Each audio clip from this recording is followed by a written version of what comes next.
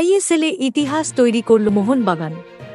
প্রতিযোগিতার 10 বছরের ইতিহাসে এই প্রথম লিগ শিল্ড জিতল তারা। সোমবার যুবভারতী ক্রীড়াঙ্গনে মরণবাঁচন ম্যাচে মুম্বই সিটি এফসিকে হারিয়ে দিল 2-1 গোলে। লিস্টন কোলাসো এবং জেসন কামিংস গোল করেন মোহনবাগানের হয়ে। মুম্বইয়ের একমাত্র গোল লালিয়ানজুয়ালা ছান্তের।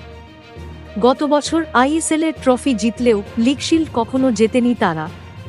সেই স্বপ্নও পূরণ হয়ে গেল আন্তোনিও হাবাসের দলের। 22 ম্যাচে 48 পয়েন্ট নিয়ে লিগ শিল্ড শেষ করল তারা। এখনও তাদের সামনে আইএসএলের ট্রফি পেয়ে ডাবল করারও সুযোগ রয়েছে। শুধু তাই নয়, লিগ শিল্ড জেতার ফলে পরের মরশুমে এফসি চ্যাম্পিয়ন্স লিগ 2 এর গ্রুপ পর্বে সরাসরি খেলার সুযোগও পেয়ে গেল Mohun Bagan. Thank you so much for watching. Subscribe our channel and press the bell icon for more updates.